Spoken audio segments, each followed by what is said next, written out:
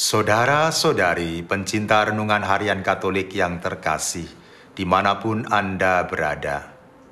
Renungan hari ini diambil dari Injil Yohanes, bab 7, ayat 1-2, dilanjutkan ayat 10, dilanjutkan ayat 25 sampai 30. Saudara-saudariku yang terkasih, menjadi orang baik, menjadi orang saleh, itu ternyata tidak mudah. Ada banyak kesulitan dan tantangan yang akan dihadapi oleh mereka yang ingin berusaha untuk menjadi orang baik. Cara hidup orang baik, orang saleh, yang melawan arus kebiasaan masyarakat pada umumnya, membuat hidup orang baik dipandang aneh, diejek, dianggap sok suci dan cari muka oleh sebagian orang. Sikap orang baik yang tidak bisa menerima dan tegas terhadap segala sesuatu yang jahat membuat kehadiran orang baik menjadi penghalang, menjadi batu sandungan bagi orang yang cenderung hidup tidak baik.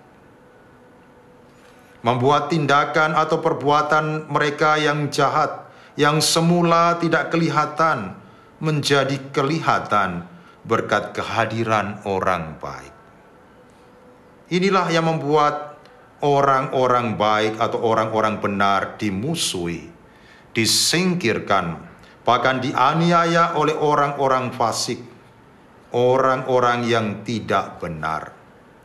Keadaan ini yang membuat orang benar terkadang merasa putus asa dan mengeluh kepada Tuhan. Tuhan, mengapa saya yang berusaha hidup baik dan benar di hadapan-Mu justru mengalami tantangan, penderitaan dari orang lain? Mengapa pada saat saya dimusuhi dan diperlakukan secara tidak manusiawi, Engkau tidak membela saya dan bersegera menolong saya? Keadaan inilah para saudara yang membuat orang benar terkadang mengalami krisis iman dan meninggalkan kebiasaan-kebiasaan baik yang selama ini dilakukannya, karena merasa bahwa apa yang dilakukannya tidak membuahkan sesuatu yang menggembirakan. Saudara-saudariku yang terkasih di dalam Kristus, keadaan semacam ini juga dialami oleh Yesus. Dia hidup benar di hadapan Allah. Dia mengajarkan cinta kasih dan berbuat cinta kasih terhadap orang lain. Dia tidak dapat menerima dan tegas terhadap segala sesuatu yang jahat.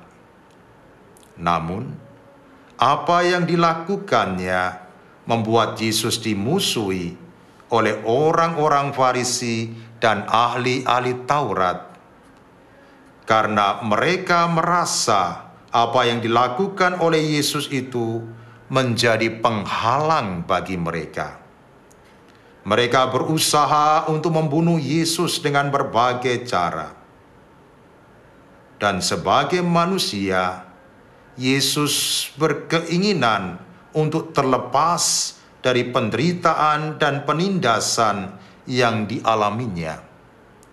Karena itu, dia memohon kepada Bapanya supaya dilepaskan dari penderitaan yang akan diterimanya.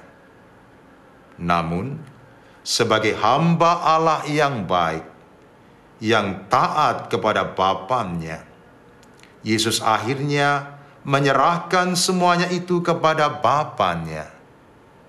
Dia menanggung penderitaannya dengan tabah.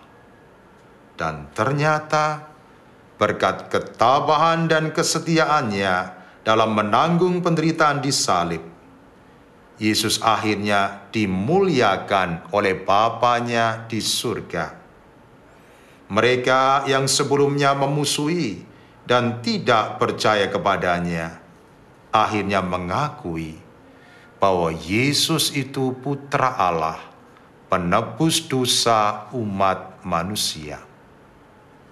Saudara-saudariku yang terkasih di dalam Kristus, seperti Yesus, kita pun hendaknya tidak memaksakan kehendak kita kepada Tuhan.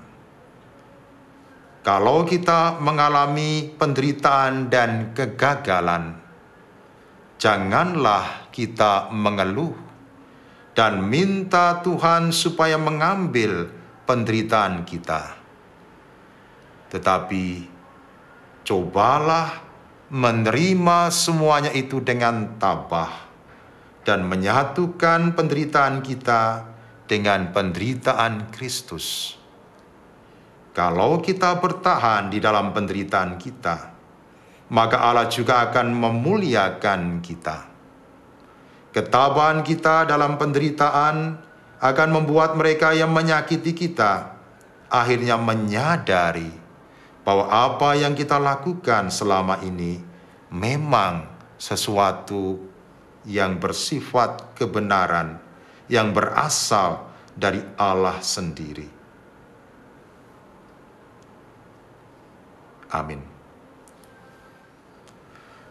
Marilah berdoa. Allah Bapa yang Maha Baik, Putramu Yesus Kristus tabah dalam menghadapi penderitaan yang akan menimpanya. Tidak lari dari penderitaan dan kesulitan yang dihadapinya. Semoga kami pun sebagai murid-muridnya mampu menerima penderitaan yang kami alami dengan tabah. Mau menyatukan penderitaan kami dengan penderitaan Putramu, agar kelak kami Kau perkenankan untuk mengalami kemuliaan bersama Putramu. Demi Kristus Tuhan dan pengantara kami. Amin. Selamat beraktivitas. Tuhan memberkati Anda. Bapa, Putra, dan Roh Kudus. Amin.